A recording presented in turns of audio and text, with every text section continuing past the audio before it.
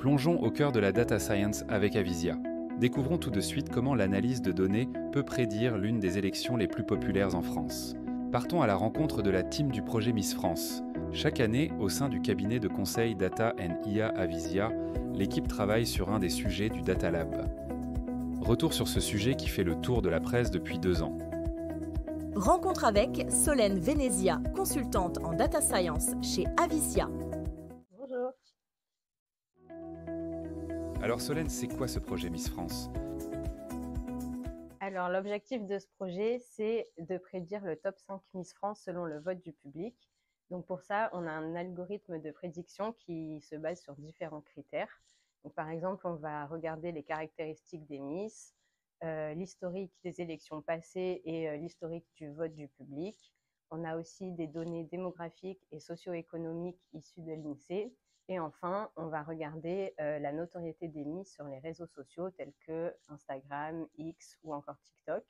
Et on va aussi effectuer une analyse de sentiments sous les commentaires des publications des Miss pour identifier l'avis du public. Top, merci Solène. Rencontre avec Ophélie Tourlan, consultante data scientist chez Avisia. Bonjour. Bonjour Ophélie. On sait que ce sujet a fait le tour de la presse. Peux-tu nous en dire plus ? Donc notre projet, il faut savoir qu'il a été créé en 2017 à l'initiative de 3 consultants. L'an passé, on a réussi à prédire quand même 2 dauphines qui étaient Miss Guadeloupe et Miss Guyane.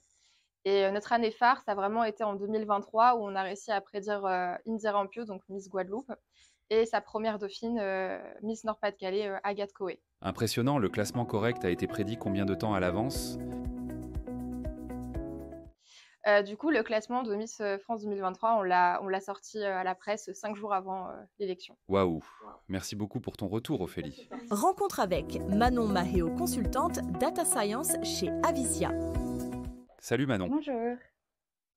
Il y a eu pas mal de succès dans vos prédictions, mais pourquoi Miss France 2024 n'était pas dans le top 5 ?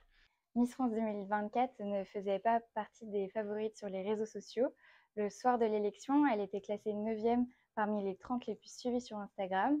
Miss Nord-Pas-de-Calais s'est démarquée le soir du Prime avec un discours réussi et a séduit un public différent de celui qui s'exprimait en ligne. Tu veux dire qu'elle a donc charmé tout le monde le jour J ?